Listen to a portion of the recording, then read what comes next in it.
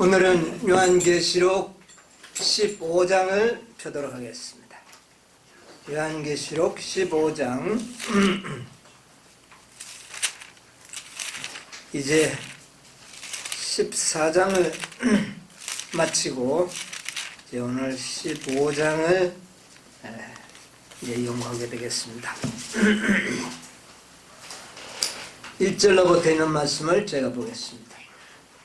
또 하늘에 크고 이상한 다른 이적을 보매 일곱 천사가 일곱 재앙을 가졌으니 곧 마지막 재앙이라. 하나님의 진노가 이것으로 마치리로다. 네.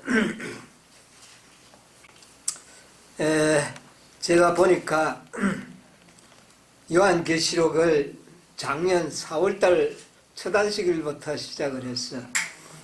오늘 1년 4월 마지막 안식일 드디어 이제 14장까지를 마치고 이제 15장을 또 이렇게 펼치게 됐습니다. 근데 이제 이 15장은 7재앙, 7재앙을 소개합니다. 네. 7재앙을 말씀하시면서 하나님의 진노가 이것으로 어떻게 해요? 마치리라. 하나님의 진노가 이것으로 마치리라. 자, 하나님의 진노가 언제 시작이 되어서 지금 마치는 겁니까? 하나님의 진노가. 여러분, 우리가 이 계시록을 우리가 지금까지 연구한 구조들을 잠시 보면 1장에서 3장까지는 7교회의 계시가 나옵니다. 그렇죠? 자, 그 다음에 4장에서 7장에는 7 뭐가 나옵니까? 인이 나옵니다. 7인. 그 다음에 8장에서 11장까지는 7 나팔. 여러분, 7 나팔이 바로 하나님의 진노를 나타내는 계시입니다. 7 나팔이 첫째 나팔, 둘째 나팔, 이것이 하나님의 교회와 백성을 핍박한 당신의 백성들의 원수들에게 친히 갚으시는, 진노로 갚으시는 형벌을 나타내는 계시가 7 나팔의 계시입니다. 그런데 이 7 나팔의 계시를 통하여 하나님의 진노가 나타났는데 이제 어디에서 마친다? 15장에 소개하는 가운데 보면 7재앙으로 하나님의 진노는 어떻게 된다고요? 마치실 것이다. 이것을 15장에서 이야기하는 겁니다. 자, 그 다음에 12장에서 14장까지는 어떤 계시입니까? 대쟁투, 선악의 대쟁투. 그래서 이게 대쟁점이 된다는 것이죠. 예, 뭐 7교회, 7인, 7 나팔은 바로 이 대쟁투를 중심으로 해서 필요한 계시들이었어요. 자, 그 다음에 이 대쟁투의 계시가 끝나면서부터 15장, 16장에는 이제 하나님의 진노가 이것으로 마치리라고 하는 7 재앙, 이런 계시로 나옵니다. 이것이 하나님의 진노가 이 땅에 맞춰지는 것으로 말하고 있어요. 그리고 그 6번째 17장에서 20장까지는 그 7재앙 중에 가장 핵심적인 내용, 바벨론의 심판. 7재앙 가운데서 가장 혹독한 하나님의 진노의 포도주를 마실 장본인들, 바벨론, 그 심판과 그 다음에 이 심판이 마치면은 그리스도의 뭐가요? 재림. 이것을 나타내는 것이 17장에서 20장까지. 그 다음에 이제 21장과 22장은 새 하늘과 새 땅을 관한 계시. 이렇게 해서 요한계시록은 맞춰지게 되어 있습니다. 새 하늘과 새 땅. 자, 이제는 하나님의 마지막 진노의 계시 7재앙. 이 7재앙은 7째 나팔을 부는 천사와 관련이 있죠. 일곱째 천사의 나팔 속에서 또 이 칠장은 별도로 이렇게 또 구성이 되어 있습니다.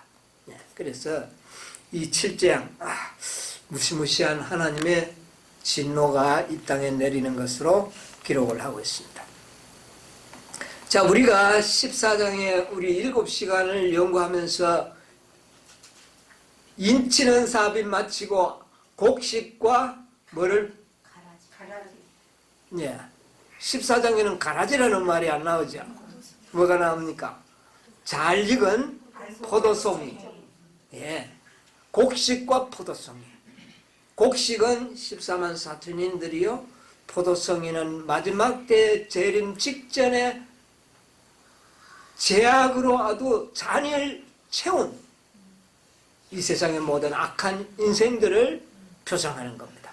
그래서 곡식도 추수하고 그 다음에 포도송이도 추수하는 추수가 이제 끝났을 것입니다. 그리고 이제 15장에는 그 악인들이 받을 하나님의 진노의 잔을 구체적으로 설명을 합니다. 14장에는 보면 진노의 포도주를 마시리니, 그래도 그 진노의 포도주가 뭔지는 잘 몰랐잖아요. 거기 한 단면만 이야기했는데 그것은 불과 유황으로 고통을 당할 특별한 무리들은 소개되었지만 일반인들은 그냥 뭐 별 내용이 없습니다. 그렇죠? 그런데 이제 이 15장에서부터 16장에는 어떻게 그들이 하나님의 진노의 재앙을 받게 되는지를 구체적으로 설명을 하고 있습니다. 이런 것들을 연구하면 참 두렵기도 하면서 우리가 왜 이 칠재앙과 이런 하나님의 진노에 관련된 말씀을 연구해야 되느냐? 이유가 있어요. 뭐 그들이 진노를 받고 이렇게 할 때 우리가 기분이 좋도록 하기 위해서가 아니라 하나님의 공의로우심을 나타내는 겁니다. 하나님이 얼마나 의로우신가. 그분은 진노를 베푸심에 있어서도 공의롭다는 겁니다. 우리가 자칫 생각하면 하나님은 막 폭군처럼 생각할 가능성도 있어요. 왜? 이 세상의 많은 교회가 하나님을 그렇게 아주 무서운, 막 아주 폭군처럼 자기 기분대로 벌을 주시는 그런 하나님으로 소개가 되고 있어요. 뭐 어린아이도 죽으면 하나님을 믿지 않는 아이들이라면 지옥불에서 얼마나요? 영원토록 태우는, 전혀 공의롭지 않는 이런 하나님으로 모든 교회가 나타내고 있어요. 그리고 이것을 알고 있는 재림교회도 하나님의 심판의 공의로움을 오해할 가능성이 상당히 많이 있습니다.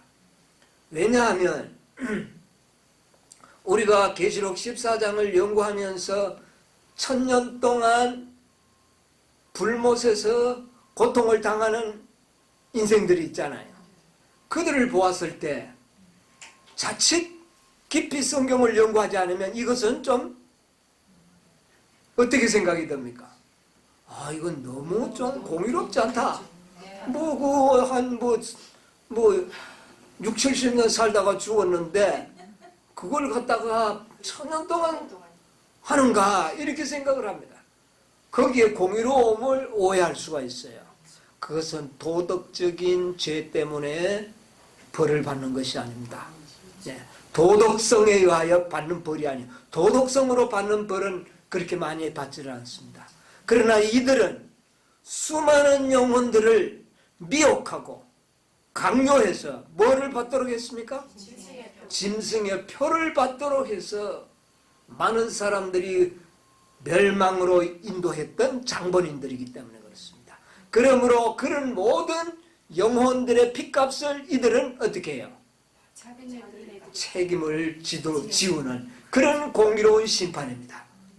그리고 또 우리가 알았지만 이 지구를 정말 사람들에게 돌려주기 위하여 하나님의 아들이 이 땅에 인성으로 오셔서 극기하는 십자가에 죽으시는 일을 통하여 우리에게 지구를 다시 회복시켜주는 일에 있어서 이 1000년 동안 불구덩이에 타는 이들은 사단의 편에 가담해서 이 지구를 누구에게 갖다 바치려고 하는, 사단에게 갖다 바치려고 하는 정말 하나님의 이 모든 사랑의 이 구속의 경륜의 반역자들로 그들은 정죄를 받게 됐습니다.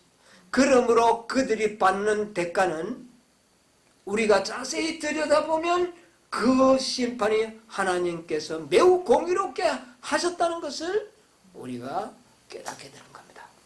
그래서 여기도 보면 그렇게 말씀을 하고 있습니다. 3절로부터 그 밑에 쭉 보면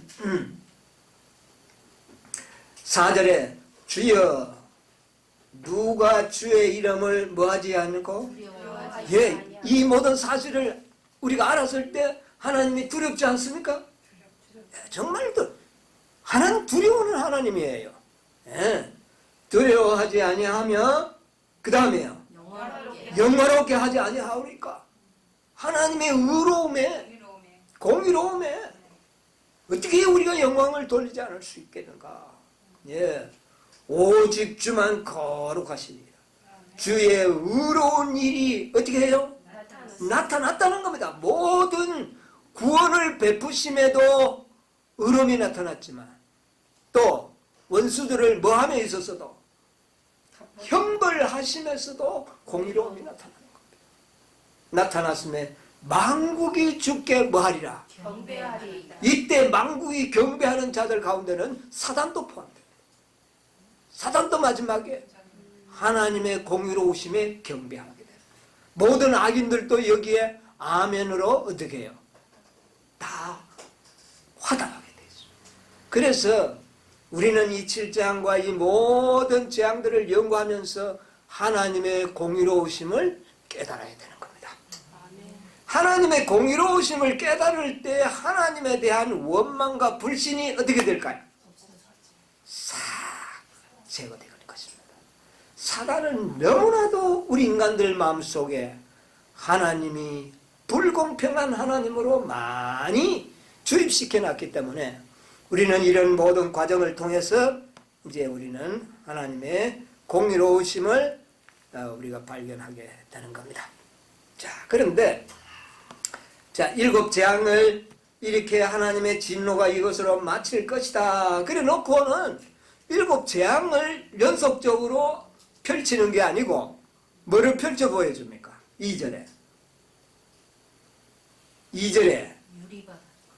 불이 섞인 유리바다 같은 것이 있고 짐승과 그의 우상과 그의 이름의 수를 이기고 벗어난 자들이 유리바닷가에 서서 하나님의 검은고를 가지고 하나님의 종 모세의 노래 어린 양의 노래를 부르는 장면을 어떻게 해요? 보여주는 겁니다. 왜 이것을 보여줄까요?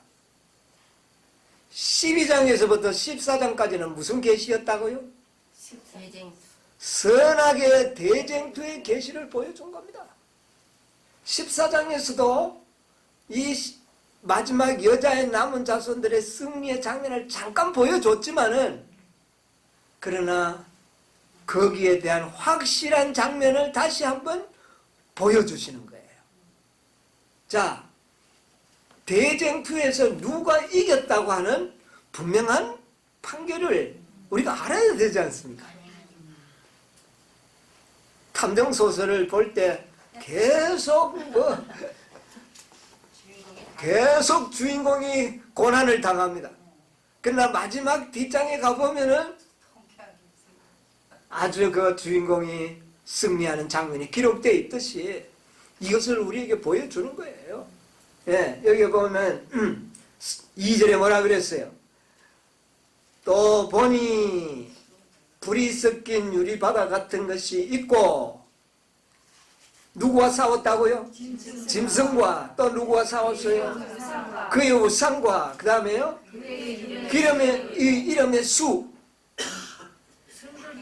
이게 누굽니까? 자 보세요.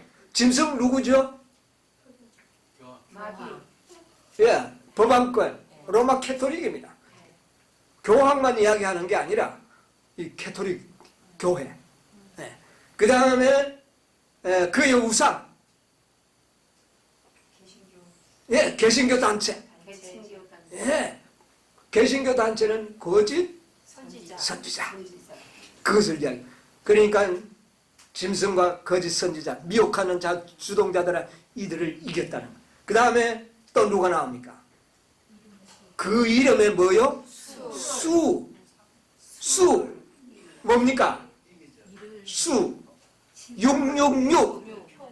666은 사람의 수니 그랬어요. 누굽니까? 교황이잖아요. 그러니까 이 교황은 짐승의 수장이기도 하면서도 그 다음에 특별히 이 교황의 참남됨이 나타날 겁니다. 네. 그래서 이 삼중 세력을 이기고 승리한 것. 네. 그래서 불이 섞인 유리바다 같은 것이 있고 짐승의 수를 어떻게 해요? 이기고 여기 결론을 분명하게 이야기해 줬죠. 이겼다는 겁니다. 누가 이겼다고요? 14만 4천. 여자의 남은 자손 14만 4천인들이 이들을 뭐 했다? 이겼다. 이게 중요한 겁니다. 네. 우리 과거에 뭐 넘어진 거 8번 넘어지고 7번 넘어진 거 필요 없어요. 이제 뭐 하면 이때에 승리하는 겁니다. 이겼다는 거죠. 예, 이겼다. 예, 이기고 벗어났다. 완전히 해방되었다. 여러분, 이게 결과입니다. 우리가 어린 양을 따라가고 말씀을 따라가면 결국 우리를 뭐하게 하겠다? 이기게 하겠다는 보장의 결과를 보여주는 거예요. 결과 장면을 봤죠. 여러분, 뭐 7번, 8번 지금 뭐 자꾸 이거 생각할 필요 없어요. 우리는 뭐만 생각해야 돼요? 이겼다. 우리가 이겼다. 예? 예수님이 우리를 이기게 하셨다. 분명히 이것만 승리만 생각하세요. 예? 그러면 마음에 뭐가 옵니까? 평안이 있습니다. 예? 이겼다. 예? 이겼다. 그래서 무슨 노래를 부른다? 모세의 노래를 부른다. 자, 이 짐승의 우상, 또 그 짐승의 이름의 수, 삼중 세력. 삼중 세력을, 이 삼중 세력의 계시가 12장부터 14장까지 그 내용 줄거리 아니었습니까? 그죠? 우리는 이길 수 있다. 예? 참, 얼마나 무서운 세력입니까? 짐승 모습을 13장에 보았잖아요. 어떤 모습? 짐승의 모습. 아주 바다에서 괴물처럼 올라온 그런 짐승. 예. 자, 그 다음에 짐승의 우상. 용처럼 올라와가지고 좀 어린 양처럼 올라와서 용처럼 말하는 개신교 단체들. 예. 미국. 예. 그 다음에 짐승의 수. 666. 이자의 명령에 의하여 하나님의 남은 백성들이 다 무슨 언도를 받게 될까요? 사형 언도를 받게 됩니다. 이자에 태어나요. 예? 그런데 그 수를 우리는 어떻게 할 것이다? 이긴다. 기분 좋은 예언입니다. 우리 분명히 이길 수 있습니다. 그래서 이 삼중 세력을 이야기하는 겁니다. 그리고 이들이 무슨 노래를 부른다고요? 모세의 노래를 부를 것이다. 모세의 노래, 그 다음에 무슨 노래? 어린 양의 노래. 이 두 개가 다 구속의 노래입니다. 모세의 노래도 구속의 노래예요. 어린 양의 노래도 구속의 노래. 구속의 노래였다는 것은 완전 승리의 찬양을 이야기하는, 승리의 환호, 이것을 이야기하는 것이죠. 예, 모세의 노래. 자, 그래서 우리가 이 모세의 노래와 어린 양의 노래가 무슨 차이가 있나요? 모세의 노래는 뭡니까? 모세의 노래 언제 불렸던 노래죠? 예, 홍해를 건너서 광야에 들어가기 전에 그 바닷가에 서가지고 바닷가에 서서 정말 누가 누가 가르쳐 주는 것이 아니라 그 경험의 노래를 구원받은 그 경험의 노래를 어디에서 부른다? 바닷가에서 부른다. 그런데 어린 양의 노래는 어디에서 부를까요? 하늘 어디서? 아주 바닷가입니다. 그렇죠? 유리바닷가에 서서 그 감격스러운 그 승리의 찬미를 부를 것을 이야기한 겁니다. 그러면 우리가 모세의 노래를 잘 연구해 보면 우리 저 유리바닷가에서 부를 노래를 조금은 그 환희를 좀 우리가 짐작하지 않겠습니까? 네. 오늘 우리 이 모세의 노래를 역사적으로 한번 배워보도록 하겠습니다. 모세의 노래를 부른 자들은 분명히 무슨 노래도 부를까요? 어린 양의 노래를 부르게 되겠죠. 그래서 오늘 이 모세의 노래 홍해 바닷가 왜 그걸 갖다가 홍해라 그랬을까요? 글자 그대로 하면은 붉은 바다인데 그죠? 뭐 붉지는 않을 텐데 왜 홍해라 했는데 그런데 왜 저 하늘 바닷가를 수정같이 맑은 바다라고 그러지 않고 뭐가 섞인 바다? 불이 섞인 바다. 아주 이 대비를 아주 잘 하도록 우리에게 말씀을 주셨습니다. 자, 우리 모세의 노래를 부른 역사적인 배경을 한번 생각을 해봅시다. 모세의 노래. 모세의 노래를 왜 부르게 됐나요?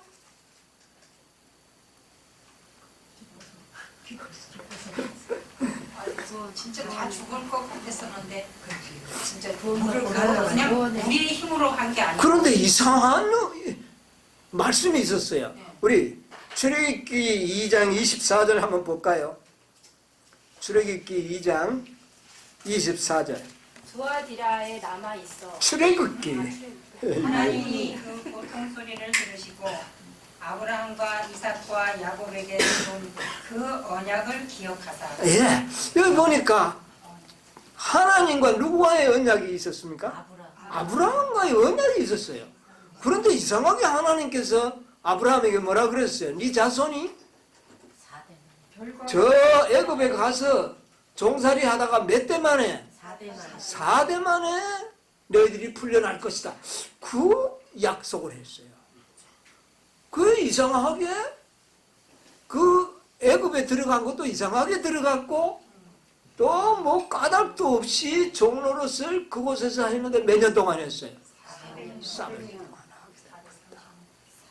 이 하나님 이 모세의 노래를 부르도록 되어 있는 그 배경이 뭐냐면은 언약 때문에 이런 노래를 부를 수 있는 기회가 생긴 거예요.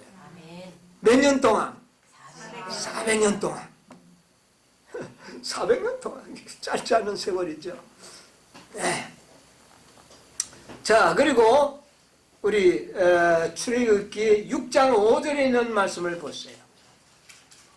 이제 애굽 사람이 종을 삼은 이스라엘 자손의 신음을 듣고 나의 언약을 기억하노라. 자, 이제 이 400년이 거의 되었을 때에 이스라엘 백성들이 얼마나 고통스러운지 그 신음소리를 누가 들었다고요? 하나님이 들으시고 내가 나의 언약을 뭐하노라? 여러분 우리가 때를 예언들을 연구해야 되는 이유가 여기 있습니다. 하나님께서는 모든 것을 뭐대로 하는 겁니까? 언약대로 합니다. 예언대로 한다는 것이죠. 하나님이 세우신 언약대로 다 기억하고 계셨다가 그때가 되면 하나님께서는 어떻게 한다? 자기가 하신 말씀을 이루신다. 우리 이거 잘 기억하시기 바랍니다. 자, 이스라엘 백성들이 400년 되었을 때 그들이 자의적으로 해방될 마음이 있었습니까? 아, 이제 이거 뭐 400년 찼으니까 우리 이제 좀 해방되자. 뭐 그렇게 했나요? 아니요. 또 그들이 뭐 그 애굽의 바로의 손길을 벗어날 수 있는 그런 무슨 힘과 능력이 있었나요? 없었어요. 전혀 없었어요. 전혀 없었어요. 그러면 가능성이 있나요? 없어요. 이스라엘 백성에게 무슨 가능성이 있었나요? 없었어요. 전혀 없어요. 그러면 이게 뭡니까? 전적으로 하나님의 하나님이 계획하셨고 계획하시는 일을 하나님께서는 어떻게 해요? 이루신 역사 아닙니까 이게? 네. 하나님은 말씀으로 말씀하신 것을 말씀대로 이루시는 분이라는 것을 오늘 우리는 이 시점에서 발견해야 되는 거예요. 아멘. 이스라엘 백성들요, 그들은 애굽의 속박에서 벗어날 생각도 없었고 우리는 그들을 섬기겠노라, 그냥 놔두라. 그리고 뭐 힘도 없었어요. 뭐 완전 노예 근성이 꽉 배겨가지고 그냥 종살이하고 고기 국물 얻어먹는 그것으로서 그들의 행복을 누리며 사는 그런 인간들이 되어버렸습니다. 지금 오늘날 우리는 어떻습니까? 오늘 이 세상 사람들이 어떻습니까? 하나님의 백성이라고 하는 오늘날 교회 모든 재림 신자들이 어떻습니까? 재림의 열기가 막 뜨거워집니까 지금? 아, 이제 때가 다 됐으니 이제 곧 우리는 해방될 것이다. 마음이 아주 벽차 오르고 있습니까? 재림 준비가 잘 되고 있나요? 전혀 되고 있지 않습니다. 똑 시대적인 배경이 똑같아. 그러면 무슨 희망이 있나요? 언약이 있지 않습니까? 희망은 언약입니다. 이스라엘 백성들은 전혀 해방될 만한 준비가 없었지만 하나님의 언약이, 하나님이 하시는 언약이 그 언약을 이루는 것입니다. 아멘. 네? 오늘날도 마찬가지. 자, 그래서 보세요. 저기 그 5장 2절을 한번 보세요. 바로가 가로되 여호와가 누구간데 내가 그 말을 듣고 이스라엘을 보내겠느냐? 나는 여호와를 알지 못하니 이스라엘도 보내지 아니하리라. 이 세상의 임금 바로가 백성을 보내줄 마음이 손톱만치라도 있나요? 없어요. 전혀 없습니다. 여호와가 누구간데? 에? 여호와가 누구간데 내가 그를 보내려. 나는 여호와를 모르니까 그 백성도 안 보내겠다. 이게 아주 완고한 바로의 일성입니다. 여러분, 이 세상 신이 누굽니까? 사단 바로입니다. 우리 인간들을 보내줄 마음이 있을까요? 없어요. 인간들은 그의 종로릇에 익숙해져 가지고 사단을 섬기는 일에 너무나도 자연스럽게 되어버려서 자유를 찾으려고 하는 마음도 없어지고 있어요. 점점 재림의 열기는 식어지고 있습니다. 예수님 오실 것 같은 징조는 200년 동안 계속 봐왔기 때문에 이야기해봐야 뭐 그게 그 뭐 200년 전에 200년 전에가 더 확실한 예언이었죠. 예. 태양이 어두워지고 별이 떨어지고 지진이 일어나는 것을 목격했을 때 그들은 정말 두려웠어요. 그러나 요즘 그런 게 일어나 봐야 그 뭐 옛날에 있던 것들 다 사람들은 2, 3일이면 다 잊어버려. 여호와가 누구간데 오늘날 이 세상이요 풍조가 어떻게 되어 있습니까? 여호와가 누구간데 하나님을 두려워하는 마음이 있나요 없나요? 없어요. 이 세상의 사람들이 하나님을 두려워하는 마음이 없어요. 예. 여호와가 누구야? 그래서 죄를 짓는 일에 너무나도 담대한 겁니다. 그래서 죄악의 잔이 어떻게 해요? 차고 있는 것입니다. 아, 이제 그러면 오늘날 우리는 희망이 없는 겁니까? 아닙니다. 옛날에 이스라엘 백성은 그거 잘 몰랐어요. 그러나 오늘날 우리는 알려줬지 않습니까? 아멘. 때를 아는 백성, 우리는 때를 알려줬습니다. 언약이 해방될 약속이 이루어질 때가 되었다는 것을 아는 겁니다. 자, 우리 한번 또 보도록 하겠습니다. 자, 이스라엘 백성들이 이제 때가 되었습니다. 때가 되어서 이제 모세를 통하여 이제 하나님께서는 백성들이 안 하니까 누가 친히 나섰죠? 여호와께서 친히 일어나서서 이들을 구원할 계획을 세웁니다. 그 계획이 뭡니까? 모세를 일으키고 또 그의 신실한 종들을 일으켜서 바로 왕에게 찾아가서 협상을 합니다. 보내라. 바로는 뭐라 그래요? 나는 보내지 않겠다. 이게 기별입니다. 기별. 이 세 천사의 기별이에요. 네.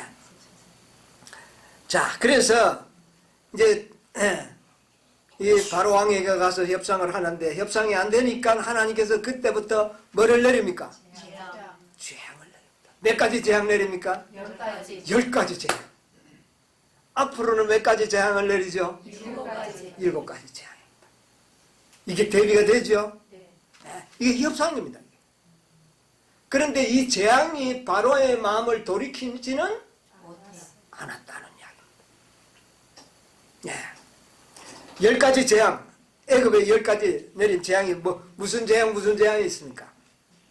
물이 피가 되고, 둘째는 개구리 재앙, 셋째 재앙은 이재양, 넷째 재앙은 파리, 다섯째 재앙은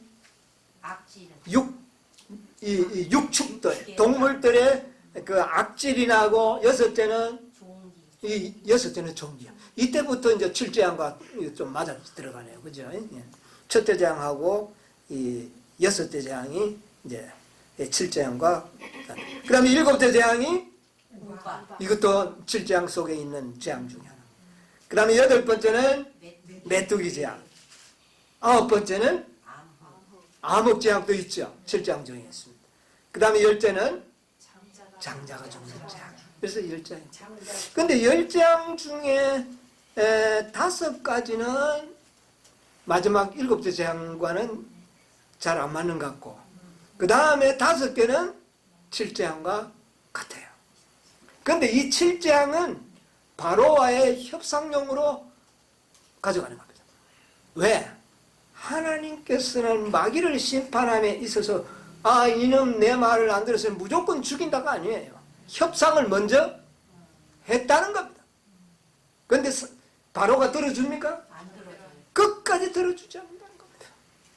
그러므로 그는 용서받을 수 없는 존재라는 것을 나타내는 겁니다.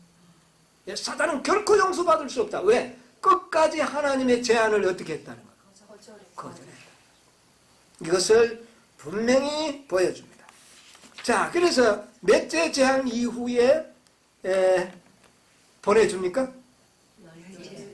10째 재앙. 10째 재앙.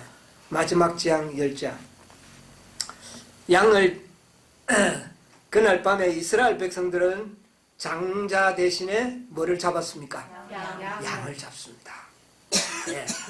그 날짜가 며칠 날짜죠?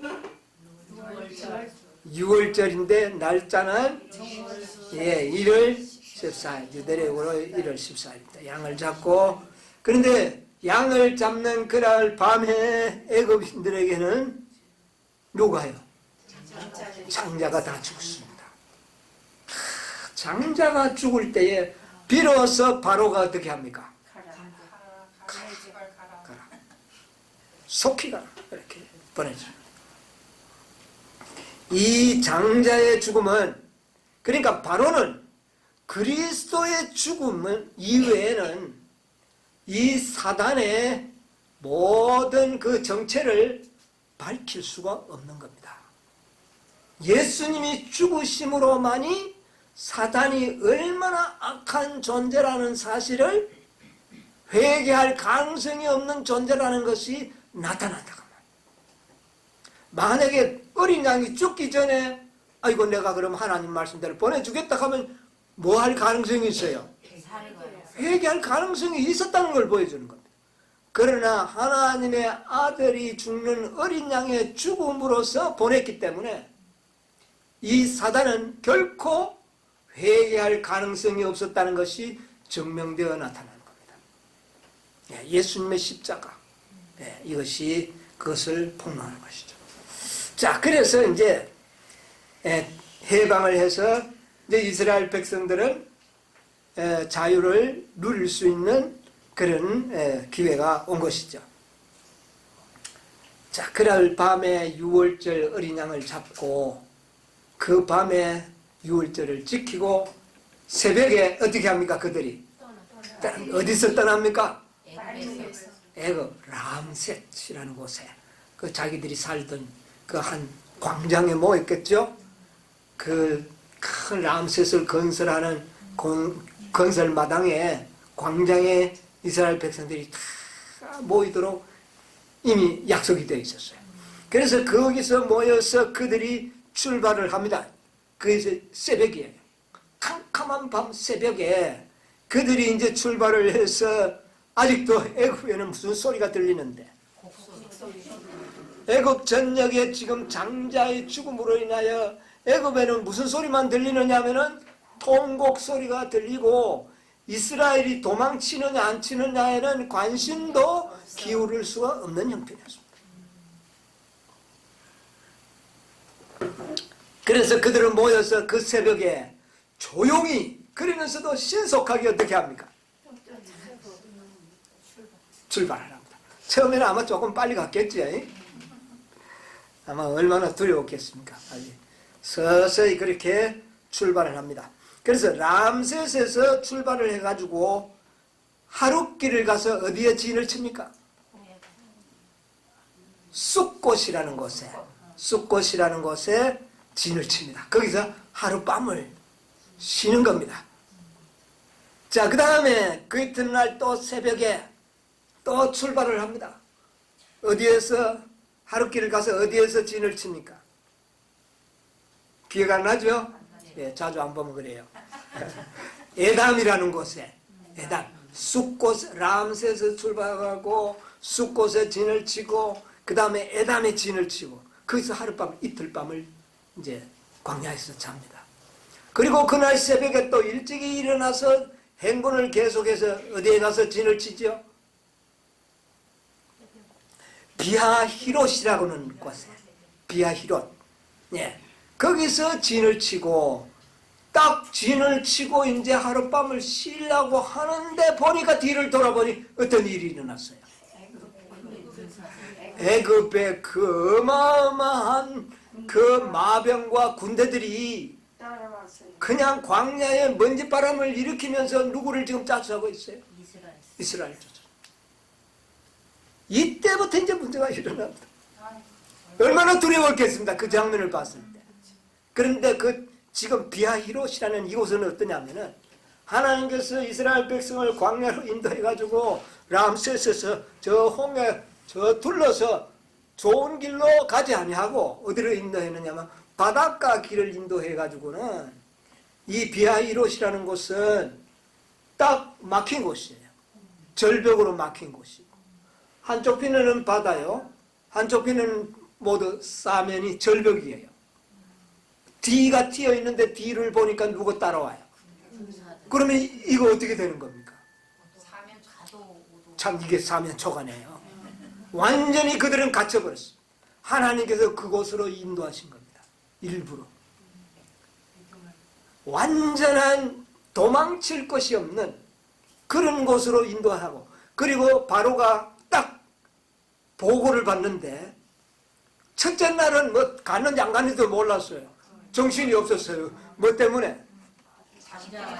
장자들이 죽은 일 때문에 뭐 정신이 없었어요. 이튿날 도망가서 간 것을 보고를 받았어요. 그래 보고를 받았어.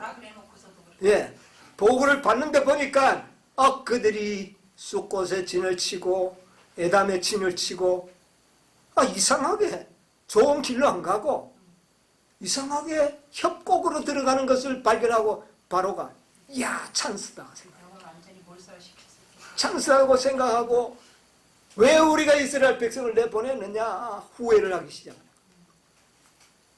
그들이 가는 여행길을 보고 바로가 그들을 죽이려고 하는데 더 용기가 났어요. 이거는 몽땅 다 죽이든지 아니면 다시 포로를 데리고 올 수가 있겠구나. 이것을 그들이 깨닫게 되는 겁니다. 자, 이 장면을 성경에서 잠시 한번 봅시다. 출애굽기 14장 5절로 7절 한번 보세요. 혹이 백성이 도망한 것을 애굽 왕에게 고하매 바로와 그 신하들이 백성에 대하여 마음이 변하여 가로되 우리가 어찌 이같이 하여 이스라엘을 우리를 섬김에서 놓아 보내었는가 하고 바로가 곧 그 병거를 갖추고 그 백성을 데리고 갈새 특별 병거 600승과 애굽의 모든 병거를 바라니 장관들이 다 이거 아주 이 바로의 애굽의 정예 군대, 정예 군대를 이끌고 지금 이스라엘을 뒤쫓아오는 겁니다. 9절로 한번 보세요. 10절.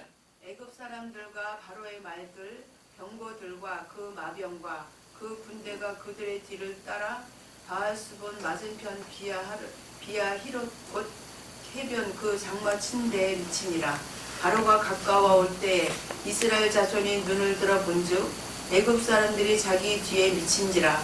이스라엘 자손이 심히 두려워하여 여호와께 부르짖고. 예, 꼭 같이 보겠습니다. 자, 이 장면을 우리가 소상히 한번 연상을 해보면 이스라엘 백성들이 얼마나 공포에 휩싸였겠습니까? 전부 절벽으로 둘러싸였는데 트여 있는 곳이라고는 바다와 바로 군대가 오는 자기가 왔던 길밖에 없어요. 길은 그밖에 없는데 그곳에서는 원수가 뒤에는 쫓아오고 앞에는 뭐밖에 없어요? 바다고. 자, 이들은 요지부동 어떻게 해볼 방법이 없는 그런 아주 위기에 처해져 있음을 보게 되는 겁니다. 얼마나 무서웠겠어요. 예. 자, 이렇게 해서 죽음의 바로 일보 직전까지 그들이 오는데 하나님께서 어떻게 합니까? 구름 기둥이 갑자기 붕 뜨더니 어떻게 됐어요? 뒤쫓아 바로 앞에 다다라와 있는 바로의 군대 앞에 구름 기둥이 내리니까 한 치 앞을 볼 수 없는 흑암으로 가둬버립니다. 여러분, 이거 대단히 흑암이거든요. 앞으로 5째 재앙이 흑암 재앙인데 이 흑암 재앙 때문에 우리도 아마 죽음에서 보호받는 경우들이 더러 많이 있을 겁니다. 우리가 아주 죽음 직전에 이르렀을 때 하나님께서 흑암으로 가두어 우리를 보호하시는 그런 일이 있을 수 있다는 것을 여기에 미루어 볼 수가 있습니다. 자, 그렇게 하고 난 다음에 그래도 뭐 방법은 없잖아요. 뭐 영원히 가두어 놓지는 않을 거고 언젠가는 뚫고 나오는데 백성들이 얼마나 두려웠겠습니까? 그때 하나님께서 모세를 통하여 바다에 뭐를 내는 겁니까? 바다에 길을 냅니다. 이걸 누가 봅니까? 이스라엘 백성들. 이스라엘 목전에서 바다에 길을 내는 겁니다. 지팡이를 치니 바다가 어떻게 됩니까? 갈라지면서 마른 길이 드러납니다. 이것을 누가 보게 되는 겁니까? 이스라엘 백성들. 순간적으로 그들은 너무나도 환희에 차는 놀라운 일을 그들은 경험하면서 모세가 앞으로 나아가도록 명령을 했을 때 그들은 어떻게 해요? 그 바다를 두려움 없이 그 바다를 향하여 건너갑니다. 자, 지금 검은 구름에 갇혀가지고 애국 병사들은 뭐 거기서 한 발짝도 전진하지 못하고 갇혀 있습니다. 그동안에 이스라엘 백성들은 어떻게 해요? 바다를 건너갑니다. 그래서 거의 건너갈 즈음에, 다 건너간 건 아니에요. 건너갈 즈음에 하나님께서 흑암의 구름을 어떻게 합니까? 걷어버립니다.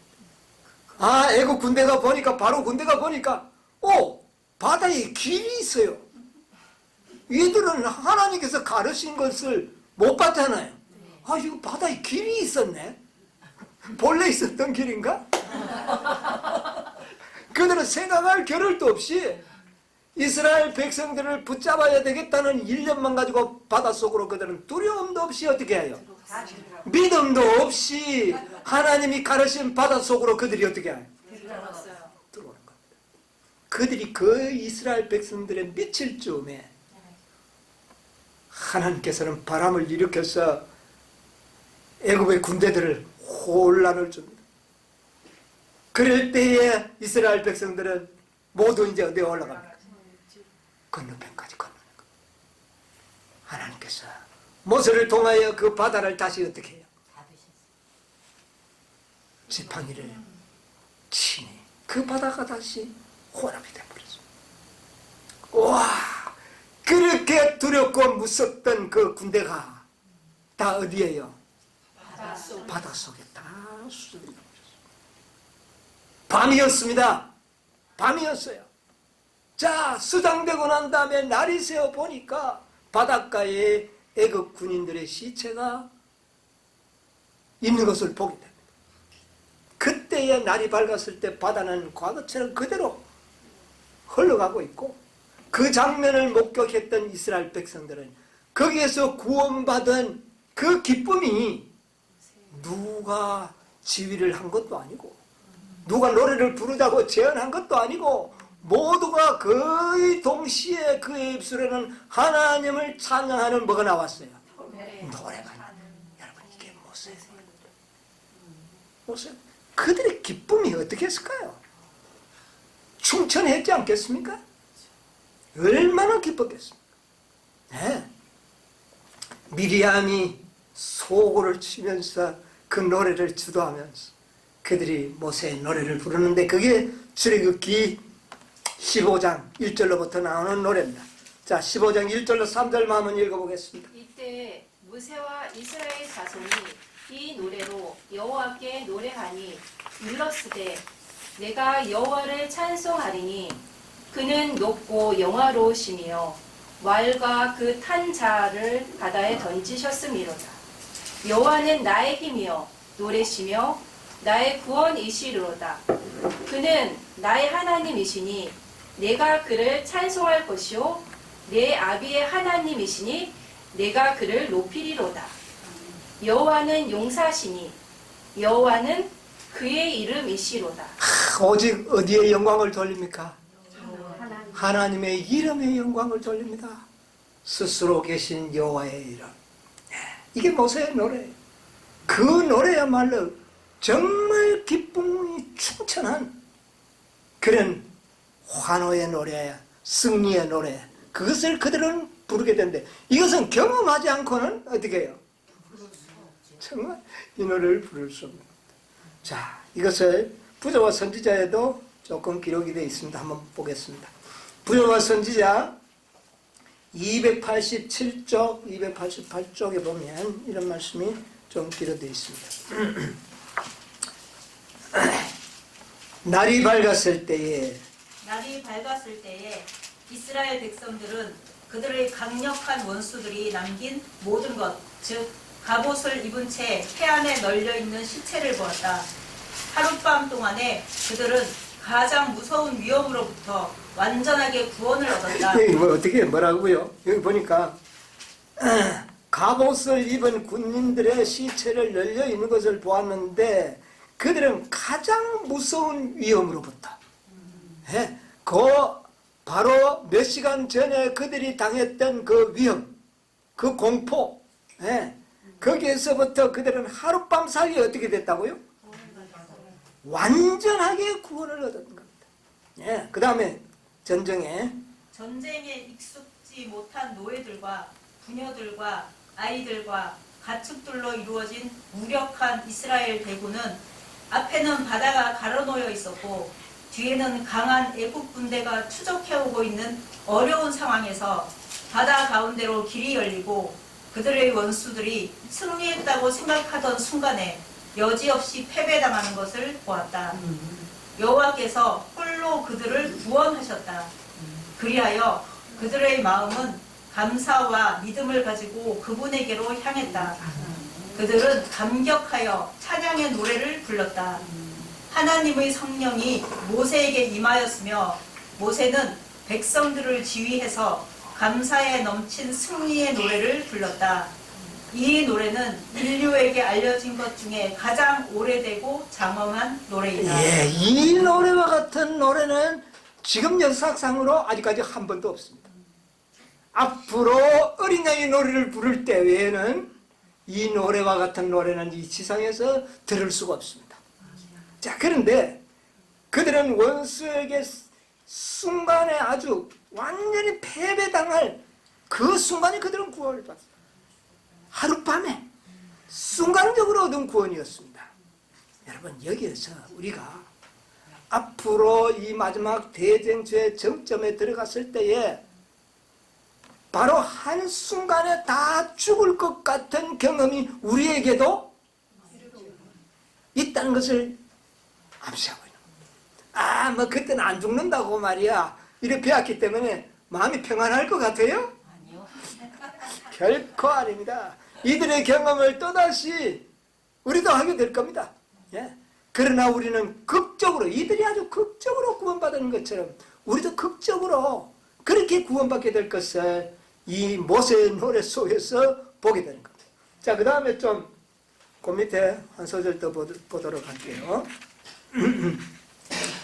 깊은 바다의 파도소리 같은, 깊은 바다의 파도소리 같은 장엄한 찬송이 이스라엘의 큰 무리에게 일어났다. 모세의 누이 미리암의 인도를 받는 부녀자들이 소고와 춤으로 이 노래에 화답하였다. 멀리 광야와 바다 너머까지 이 즐거운 노래의 후렴이 울려 퍼졌고, 산들은 그들의 찬양의 노래, 곧 너희는 여호와를 찬송하라는 그는 높고 영화로우시며 라는 노래를 반향하였다. 이 노래가 기념하는 큰 해방은 히브리 민족의 기억에서 결코 지울 수 없는 인상을 남겨주었다. 이 노래는 각 시대를 통하여 이스라엘의 예언자들과 노래하는 사람들에 의하여 되풀이해서 불리므로 여호와는 그분을 의지하는 사람들의 힘과 구원이심을 증거하였다. 이 노래는 유대 백성들에게만 속한 것이 아니다. 예, 이 노래는 유대 백성에게만 속한 것이 아니다. 그것은 모든 의의 원수가 멸망당하고 하나님의 백성인 이스라엘이 최후의 승리를 거두게 될 미래를 가리킨다. 미래를 나타낸다. 조금만 더 할까요? 바모섬의 예언자는 흰옷을 입은 이긴 무리가 불이 섞인 유리바닷가에서 서서 하나님의 검은고를 가지고 하나님의 종 모세의 노래와 어린 양의 노래를 바로 이 모세 당시에 불렀던 노래는 마지막 하늘 유리바닷가에서 부를 노래에 이거는 하나의 전주곡에 불과하다. 예. 자, 그때 우리가 하늘 유리바닷가에서 부를 노래의 내용이 뭔지 아십니까? 자, 조금 더 읽었어요. 여호와여 영광을 우리에게 돌리지 마옵소서. 우리에게 돌리지 마옵소서. 오직 주의 인자하심과 진실하심을 인하여 주의 이름에 돌리소서. 이스라엘의 구원의 노래에 편만한 정신은 이와 같은 것이다. 하늘 유리바닷가에 모여서 노래 부르는 자들이 그 구원받으심에 너무나도 감격해서 뒤돌아보니까 내가 한 것이 아무것도 없고 오직 영광을 하나님만이 받으셔야 된다는 정신으로 충만하게 되는 거예요. 아멘. 아직도 우리는 뭐 노력했고 순종했고 뭐 했고 뭐 했고 이게 우리에게 뭐 공로가 되는 경우도 있는데 이때는 모든 정신이 어떻게 된다고요? 아닙니다. 아닙니다. 모든 영광은 다 누구에게만? 예수님께 돌려야 여호와께 돌려야 된다. 우리에게 돌리지 마십시오. 우리에게 돌리지. 모든 영광은 그분에게 속하였다는 사실이 모든 이 노래를 부를 사람들의 정신 속에 편만할 것이다. 아멘. 참 이런 노래 부르고 싶지 않습니까? 네? 이것은 미래의 최후의 승리의 노래를 부를 그 장면을 여기에서 조금 맛보여 준 겁니다. 자, 우리가 이제 이 극적인 장면에서 마지막 백성들이 얼마나 극적인 장면이 되도록 하기 위해서는 어떤 일이 필요할까요? 어떤 일이 있다는 사실을 생각할 수 있습니까? 아주 엄청난 환란을 지금 겪고 있을 때에 이런 극적인 구원이 아주 나타나게 될 겁니다. 그렇지 않습니까? 자, 환란이 있을 것을 성경은 이야기하고 있습니다. 여자의 남은 자손들이 받을 환란. 우리 계시록 7장 14절 보세요. 계시록 7장 14절. 내가 가로되 내 주여 당신이 알리이다 하니 그가 나더러 이르되 이는 큰 환란에서 나오는 자들인데. 예, 됐습니다. 이들이 어디에서 나온다고요? 큰 환란을 통과할 것이다. 여러분, 우리가 앞으로 통과해야 할 것은 옛날 이스라엘 백성들이 그 엄청난 시련을 경험했던 것처럼 우리도요. 큰 환란. 죽음을 피할 수 없는 그런 환란을 우리도 겪게 될 것을 말하고 있습니다. 다니엘 12장 1절 보세요.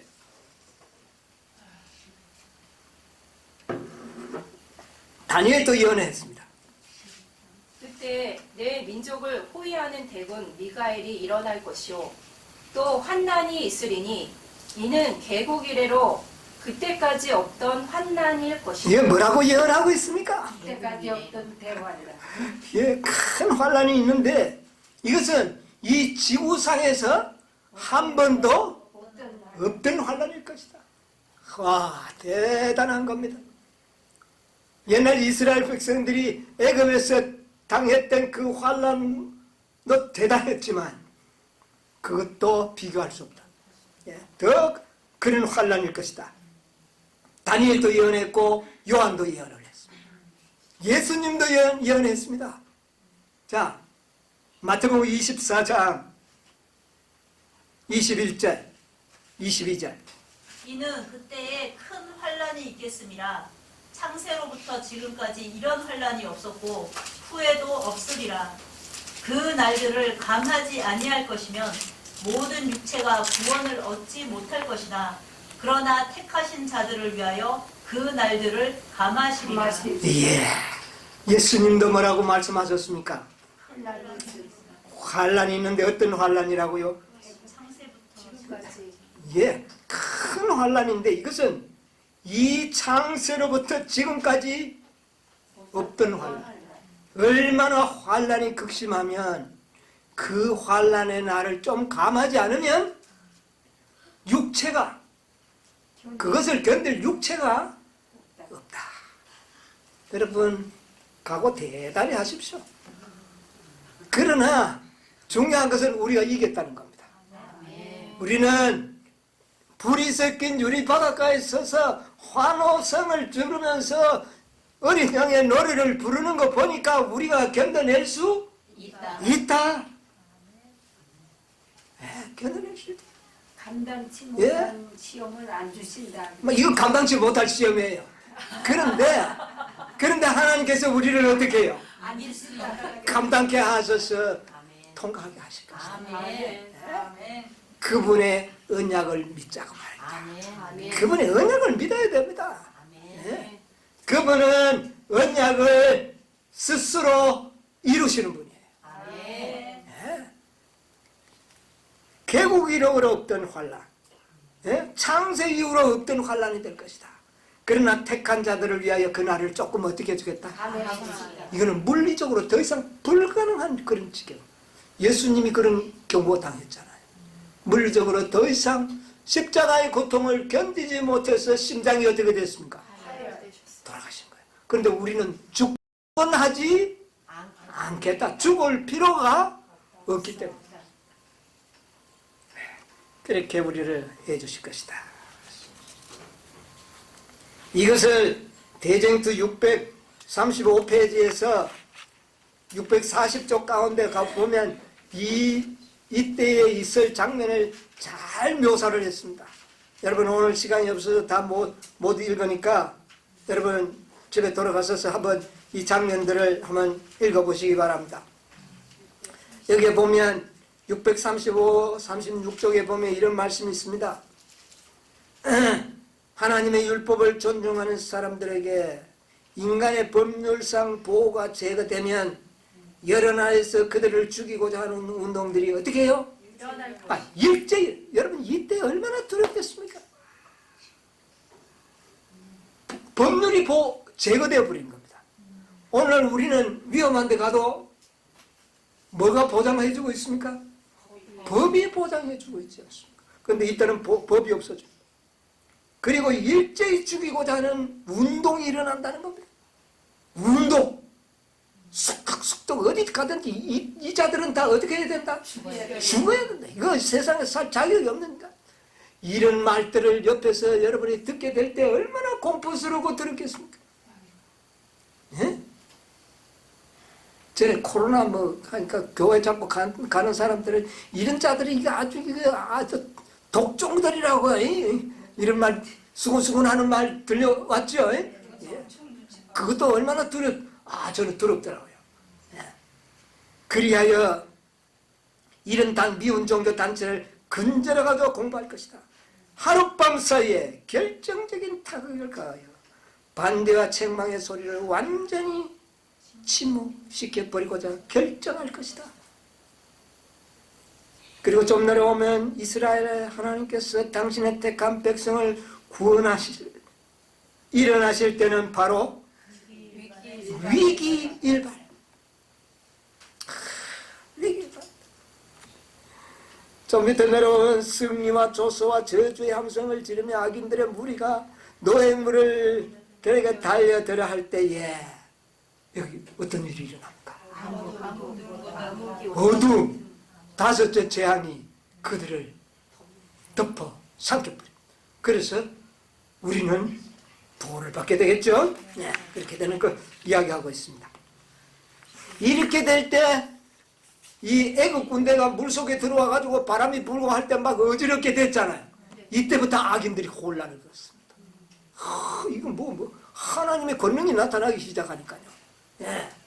자, 그 다음에 637쪽 38쪽에 보면 짙은 구름은 여전히 하늘을 덮고 있다. 한번 읽어보실래요? 짙은 구름은 여전히 하늘을 덮고 있다.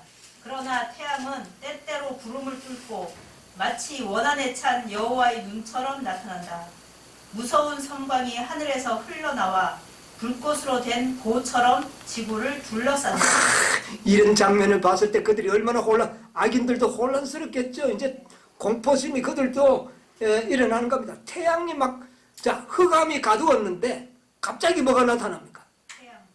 빛이 나타났다가 흑암이 나타났다. 날짜 개념이 없어진다. 어느 날짜에 죽이자고 했는데 날짜 개념이 어떻게 돼버립니까? 이래 되니까 이거 금방 아침인데 그냥 밤이고 이 자연계의 질서를 다 하나님께서는 무너뜨려버립니다.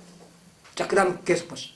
무서운 우레소리를 뚫고 신비하고 두려운 음성으로 악인들의 운명이 이걸 그들이 이해하게 되는 겁니다. 그 말이 모든 사람에게 이해되는 것은 아니지만은 거짓 교사들은 분명히 이해하게 된다. 조금 전까지도 그처럼 무모하고 교만하고 도전적이며 하나님의 계명을 지키는 백성들에게 잔인하게 함으로써 의기양양하던 자들은 이제 놀라서 어쩔 줄을 모르고 떨며 무서워한다. 그들이 통곡하는 소리는 사방에서 나는 소리들을 제압하고 들려온다. 마귀는 그리스도의 신성을 인정하고 그분의 권능 앞에서 떤다. 그때에 사람들은 자비를 타건하고 공포에 사로잡혀 애국 군대들이 이제 막 따라 왔는데 바다에 다 들어왔는데 이제 바닷물이 어떻게 됩니까?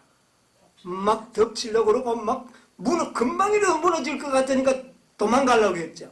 바로 이 장면과 비견되는 겁니다. 예, 이들이 이제 그렇게 됐을 때에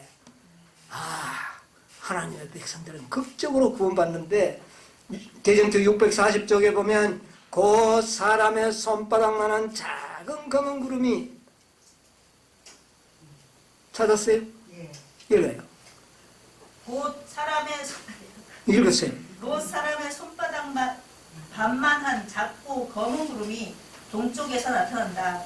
그것은 그리스도를 두르고 있는 구름인데 멀리서는 어둠에 둘러싸인 것처럼 보인다. 하나님의 백성들은 그것이 인자의 징조임을 깨닫는다. 자, 그런데 그때에 이제 악인들은 엄청난 공포에 쌓였는데 동쪽 하늘에 보니까 뭐가 보여요? 손바닥 반만한, 손바닥 크기보다 적은 구름이 나타나더니 이것이 삽시간에 놀라운 영광으로 나타나고 거기에 누가 앉아 계시는 것을요? 예수 그리스도가 영광의 모습으로 나타나는 것을 보고 그들은 완전히 압도되어 버린 겁니다. 그리고 이때에 우리는 어떻게 되는 겁니까? 그리스도의 음성에 의하여 우리가 구원을 받게 되는 겁니다. 아주 위기일반의 순간. 근데 여기에 이렇게 읽으니까 뭐 시간이 있는 것, 이게 아주 급박한 연속적인 상황이라는 것을 기억하시기 바랍니다. 예. 자, 그래서 계시록 19장에 보면 예수님의 재림 오시는 장면과 그 모든 장면을 이렇게 표현하고 있죠. 계시록 19장 11절 한번 보세요. 또 내가 하늘에 열린 것을 보니 보라 백마와 탄 자가 있으니 그 이름은 충신과 진실이라. 그가 공의로 심판하며 11절에 보니까 여기 백마 탄 자가 나오죠. 이건 누굽니까? 예수 그리스도잖아요. 예수님이 지금 여기는 표상적으로 나타납니다. 상징적으로 백마를 타고 막 나타나서 구원자로 나타나는 겁니다. 당신의 백성을 구하기 위하여 나타나는 아주 여호수아와 같은 장군, 군대 장관으로 모습이 나타납니다. 13절 보세요. 또 그가 피 뿌린 옷을 입었는데 그 이름은 하나님의 말씀이라. 그 옷이 흰 세마포 옷인데 뭐가 묻어 있더라? 아주 처절하게 이 싸움에 동참하신 분으로 피가 묻은 옷. 그 다음에 15절 한번 보세요.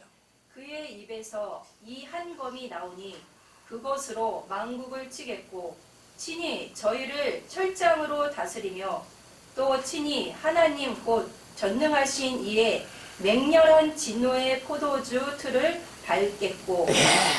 그는 백마를 타고 오는 아주 위대한 장군으로 나타나서 누구를 구출하는 겁니까? 아주 공공 가운데 처해 있던 당신의 백성을 극적으로 구원하는 것으로 많은 원수들을 진멸하고 포도즙 틀을 밟는 것으로 그렇게 나타납니다. 그리고는 당신의 백성을 어떻게 해요? 구원해서 우리를 그 구원한 당신의 백성을 데리고 어디로 건너가 버립니까? 이 지구라는 이 곳을 떠나서 어디로요? 이 하늘 보좌가 있는 그 입구, 그 사이는 무엇으로 상징될 수 있어요? 유리바다. 그러니까 옛날에는 홍해바다를 건넜죠. 막 이것도 홍해바다를 대신하는. 그래서 불이 섞였다고 표현하지 않았는가 그렇게 생각을 합니다.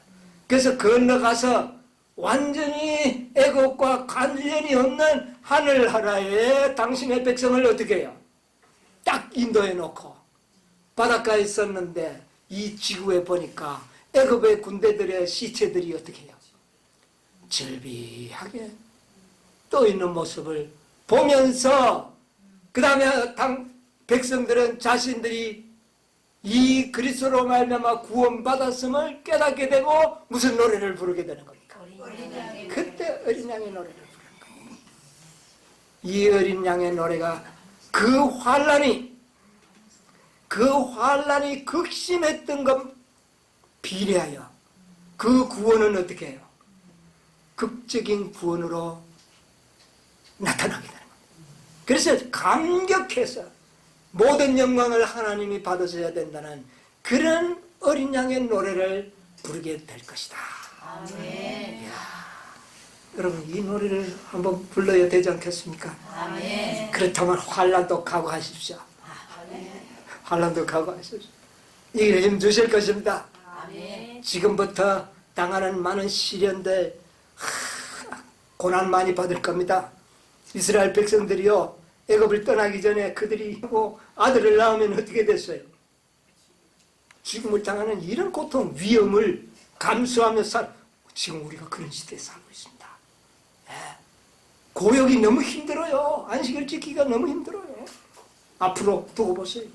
예. 이런 상황에서 여러분 굴하지 말고, 옛날 이스라엘 백성들은 해방될 어떤 희망도 그들은 갖고 있지 않았지만 우리는 어떻게 해야 되겠어요? 희망이 있어요. 희망이 있습니다. 때를 하는 백성들이 언약이 이제 거의 차갔다. 재림의 소망의 불길이 우리의 마음 가운데서 어떻게 돼야 되겠어요? 일어나야 될 것입니다. 그 영광스러운 어린 양의 노래를 저 하늘 유리 바닷가에서, 불이 섞인 유리 바닷가에서 부르려면 이런 것을 각오하는 믿음이 필요한 것입니다. 우리 모두 하늘 유리 바닷가에서 어린 양의 노래를 부르는 그 자리에 여러분과 제가 함께 있게 되기를 간절히 바라면서 말씀을 마치겠습니다. 아멘.